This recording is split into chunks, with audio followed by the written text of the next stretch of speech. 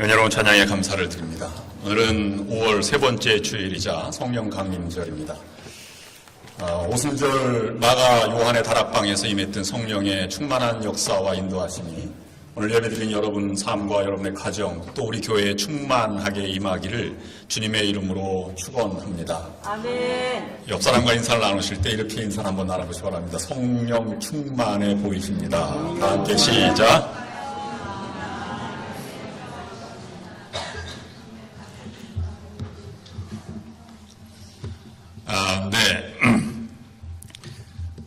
인사를 받으시는 분도 약간 좀 멋쩍어 하시고 또 말씀을 나누는 분도 약간 멋쩍어 하십니다. 이 단어를 내가 사용해도 되나 이런 생각이 먼저 들기도 하고요.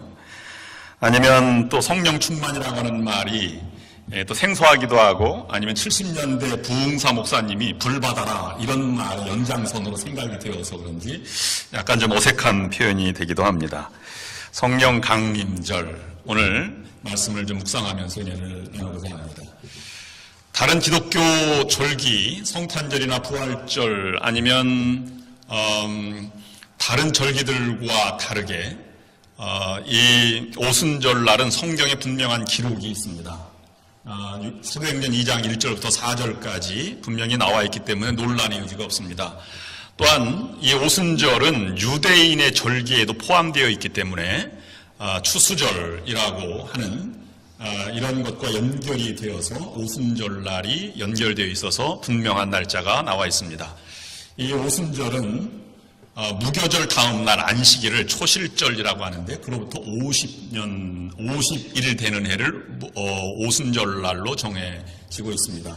예수님도 안식 후 첫날 부활하신 것이 초실절, 부활의 첫 열매로 우리가 묵상을 하였습니다만은 그 부활절 이후에 50일째 되는 날을 성령 강림절로 지켜 나가고 있습니다. 성령 강림 때문에 교회가 출발하게 되어서 이 오순절 성령 강림 기념주일은 교회의 탄생일과 같이 되는 날입니다. 성령 충만이라고 하니까 좀 어색한데요. 이 말씀으로 우리가 함께 묵상하면서 은혜를 나누고자 합니다. 옛날에 어떤 마을에 수염을 이렇게 석자나 기른 할아버지 한 분이 살아가셨다고 합니다. 근데 동네 꼬마들이 그 수염이 너무 궁금한 것입니다. 어느 날 한 꼬마가 이 할아버지에게 질문을 던졌습니다.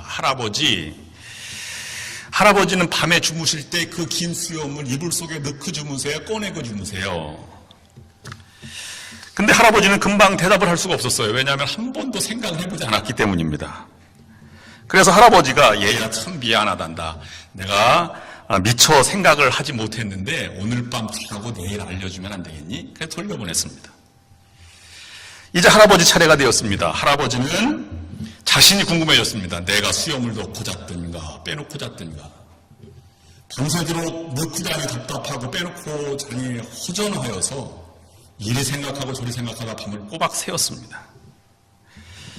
30년 넘게 달고 다닌 수염이었지만 수염을 내가 어떻게 해야 되는지를 한 번도 생각하지 않은 것이 이러한 결과를 가져오게 된 것입니다. 이어령 박사의 아들아 이 사나를 이라는 책에 나온 단편 이야기입니다. 우리 어릴 때 제가 우리 식구부 중에서는 한 5cm 정도 큽니다. 어릴 때부터 많이 놀림을 받았어요. 너 다리 밑에서 주워왔어. 봐라, 네가 엄마를 닮았냐 아빠를 닮았니? 너는 갸냘프고 키가 조금 크잖아. 니네 엄마한테 가. 그럼 저는 막 울었습니다. 참 울다가 아버지한테 묻는 것이죠. 아빠 나 진짜 다리 밑에 주워왔어? 나 아빠 아들 맞아? 물론 미국에서는 양배추밭에서 주워왔겠죠. 그런데 크면 궁금증이 사라집니다. 왜냐하면 이미 알고 믿고 있기 때문입니다. 작고 큰 후에도 온전하지 못한 집안은 유산을 상속할 때 아니면 문제가 있을 때 이렇게 질문하는 경우도 있습니다. 내가 이 집안의 아들이 맞습니까? 나는 이 집의 가문의 자식입니까? 이렇게 계속 묻는 경우도 있고 이걸 커서도 단어가 바뀌었지만 계속 묻는다면 아마 그 사람은 병원에 가야 될 사람입니다. 근데 그리스도인들 가운데 그와 같은 질문을 계속 던지는 사람들이 있습니다. 이미 오순절날 성령 강림이 임하고 구약의 약속이 이루어진 것임에도 불구하고 조금만 어려워도 나 저를 하나님의 자녀가 맞습니까? 나에게 왜 이런 어려움을 주십니까? 내가 구원받은 자는 확실합니까? 이렇게 계속 묻곤 한다고 하는 것입니다. 아마 하나님도 답답하실 것입니다. 문제는 그런 자에게 우리가 하나님의 사명이나 아니면 하나님의 헌신이나 희생을 통해서 역사를 이룰 수 없다는 사실입니다. 그렇게 초보적인 질문을 던지는 자에게 감동과 하나님의 사역을 감당할 수 있는 능력이 없기 때문입니다.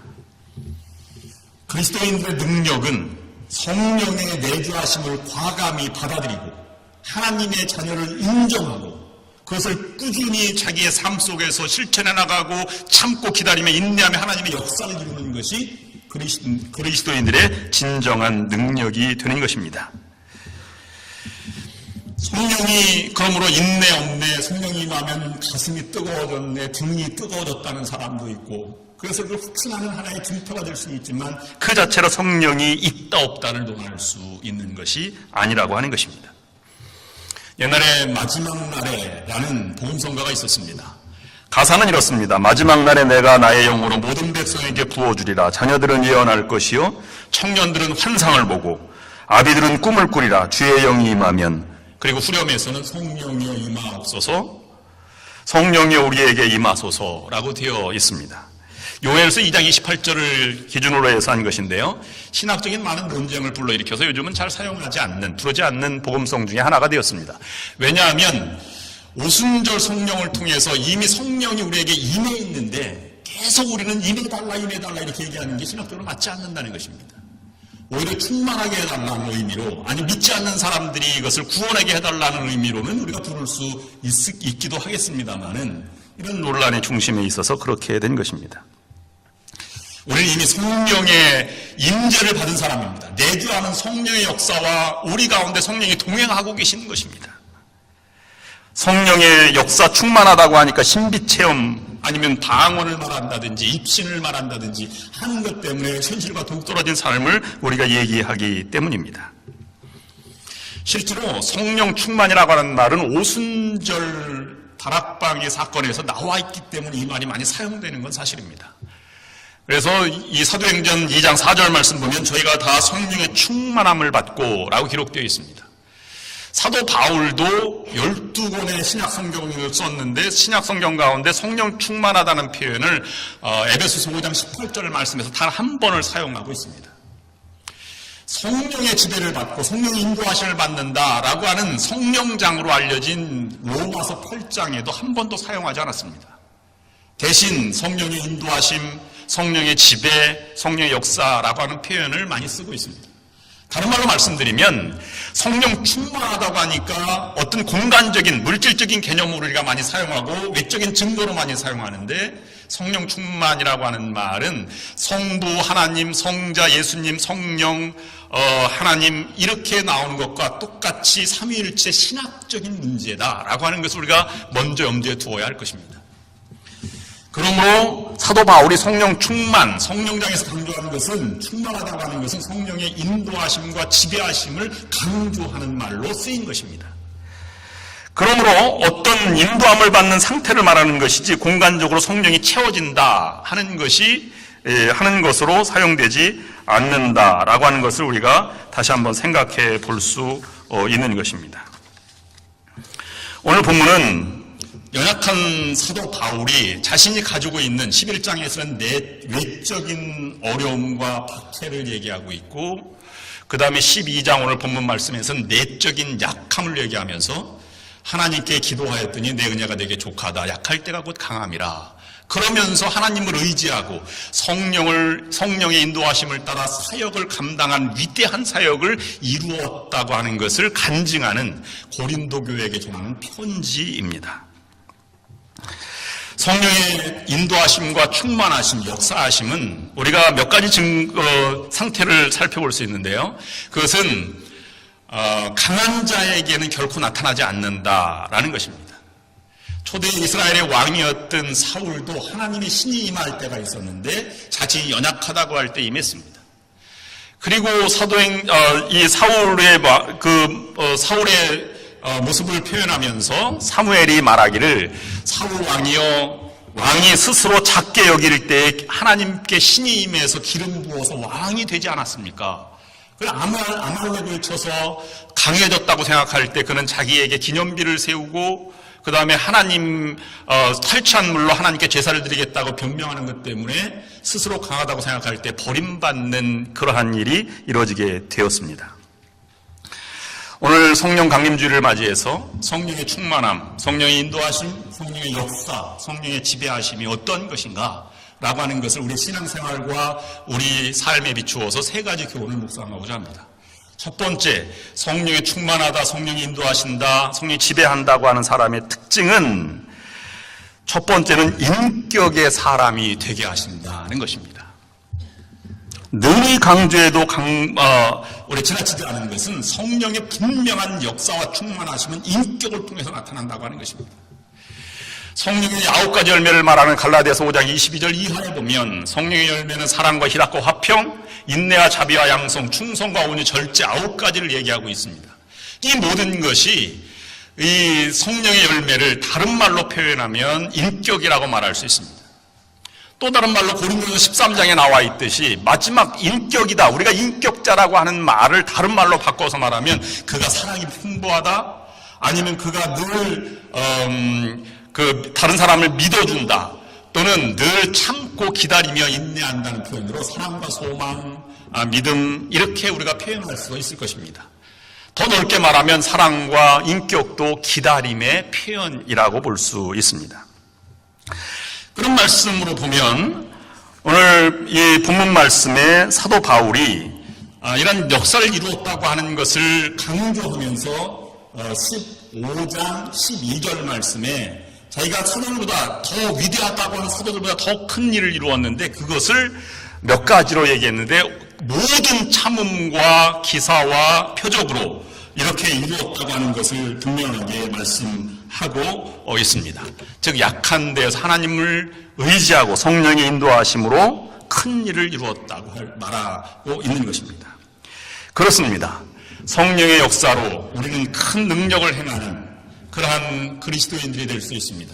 그것은 다른 말로 말하면 인격으로 나타나게 되는데 인격은 참아주고 기다리고 인내하는 것입니다. 다른 말로 말씀드리면 큰 일은 참음으로 이룰 수 있게 된다고 하는 것입니다.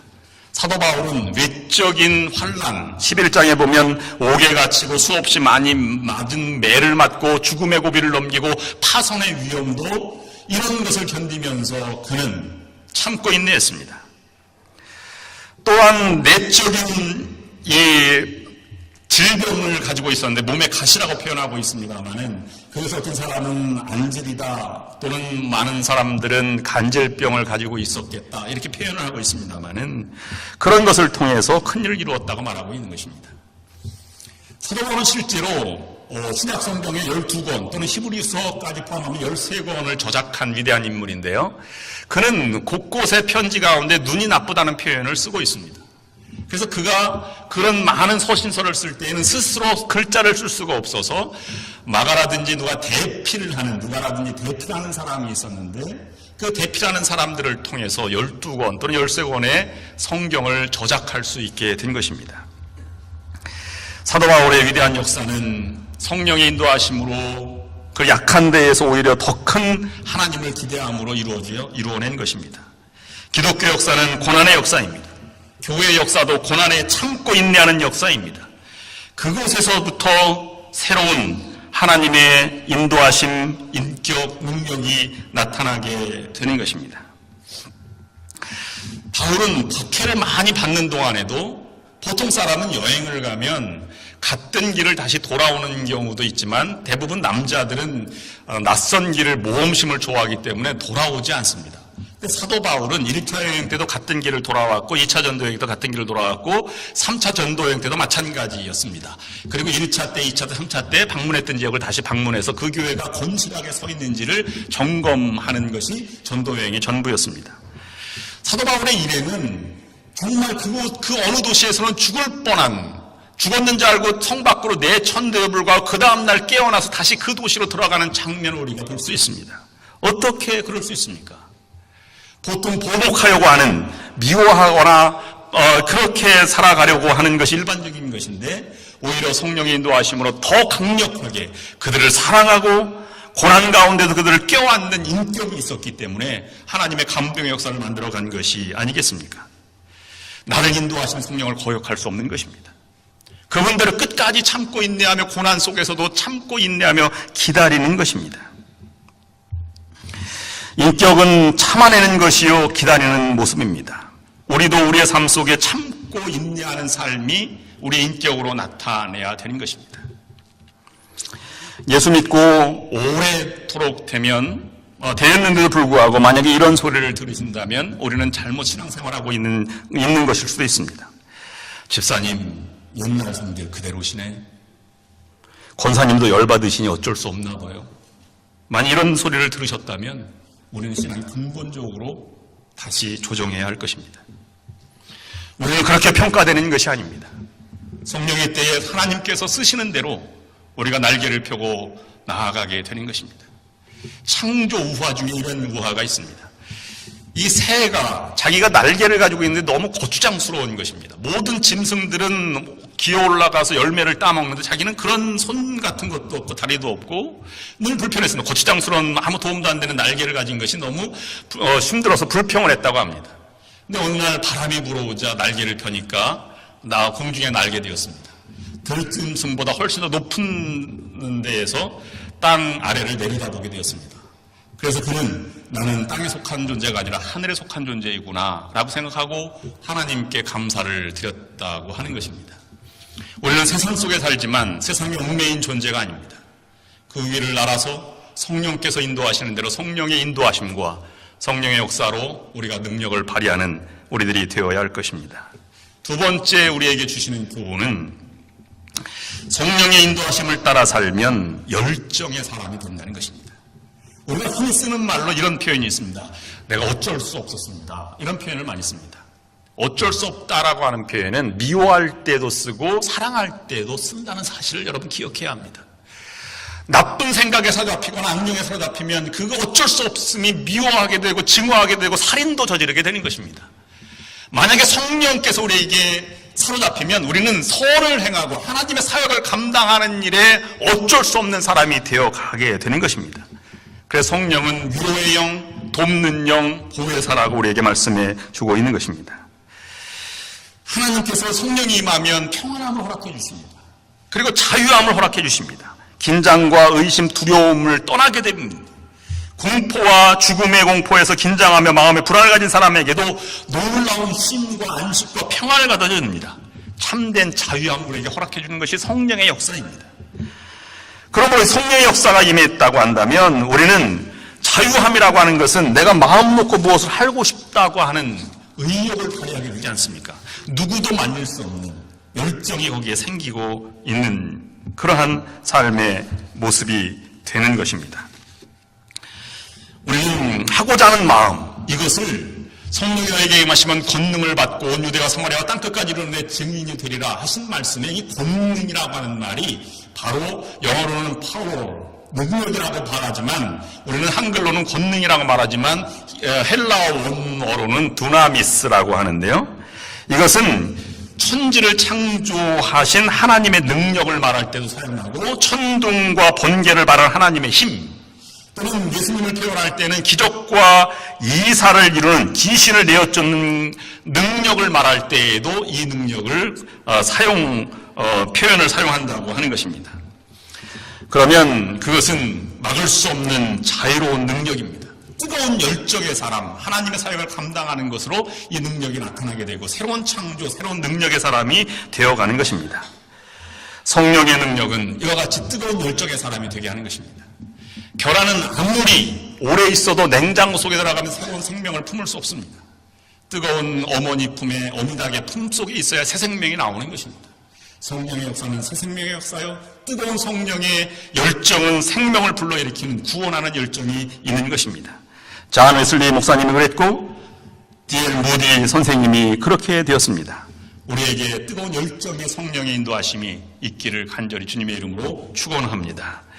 세 번째는 그리스도만을 전하는 그리스도인의 증인이 된다고 하는 것입니다. 바울이 지나간 뒤에는 그리스도의 흔적만 남았습니다. 그 당시 얼마나 처절한 선교 여행이었겠습니까? 갖은 박해와 핍박과 순교의 두려움을 안고 살아갔던 초대교회 성도들과 마찬가지로 사도 바울도 그와 같은 어려움을 겪었습니다. 그러나 하나님의 영이 더 강하기에 가는 지역마다 신전이 파괴되고 신전이 예배당으로 바뀌며 그리고 로마가 기독교를 공인하는 단계까지 이루기까지 그러면 수많은 어려움과 헌신을 그들은 경험하게 되었습니다. 사도 바울이 지나간 곳에는 교회의 흔적만 남아있게 되었습니다.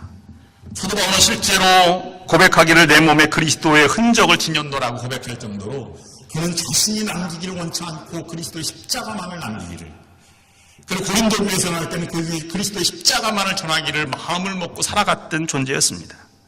그러기 때문에 위대한 능력, 위대한 그리스도인이 되게 된 것입니다.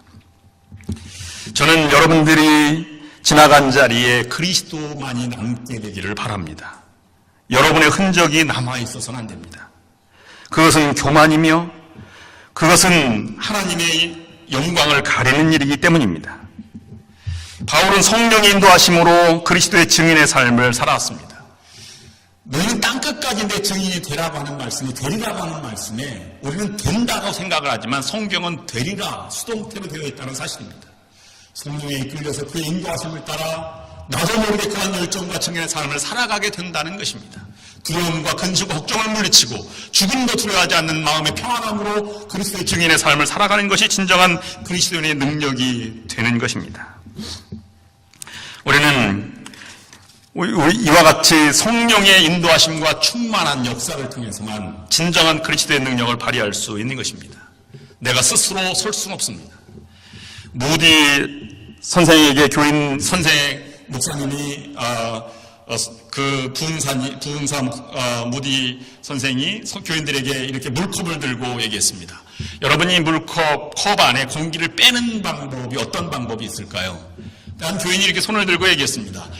펌프를 가지고 그 컵에서 공기를 빼어내면 됩니다. 그런데 모디 선생님은 이렇게 얘기했습니다. 여기에 펌프를 달고 공기를 빼내면 아마 이 컵이 깨어질 수도 있습니다. 다른 더 쉬운 방법이 있습니다. 그래서 주전자를 들고 컵에다 물을 따랐습니다. 물로 채우는 방법이 이 공기를 빼는 또 다른 방법이 되지 않겠습니까?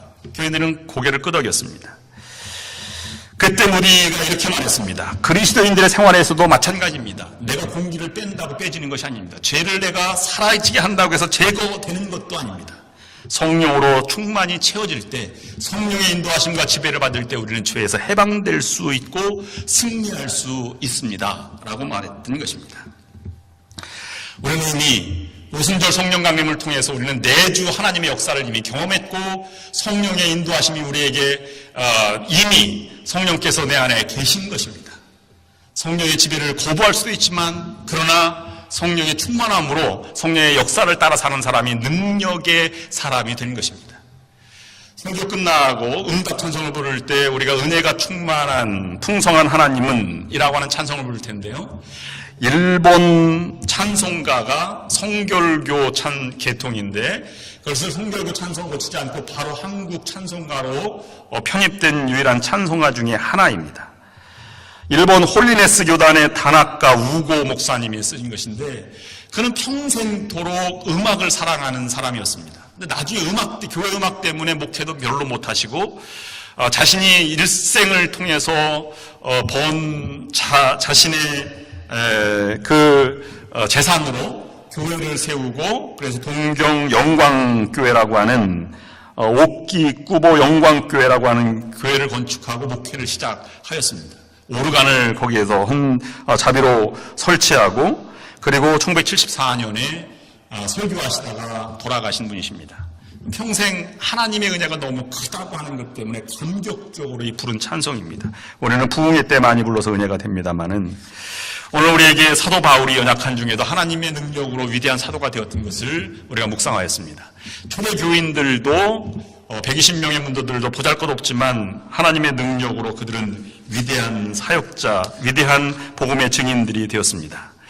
여러분들도 명목상의 그리스도인들을 뛰어넘어서 능력의 그리스도인들이어서 여러분의 가정과 여러분의 삶과 우리 교회를 다시 일으켜 세우시는 그런 간증을 써나가시는 능력의 성도들이 다 되시기를 주님의 이름으로 축원합니다. 기도하시겠습니다. 하나님 아버지, 성령의 인도를 따라 살아가는 성도가 되게 하여 주시옵소서. 참아 기다리고 인내하는 인격의 사람이 되게 하시며 하나님의 진정한 능력과 열정을 발휘하는 사람이 되게 하여 주시옵소서.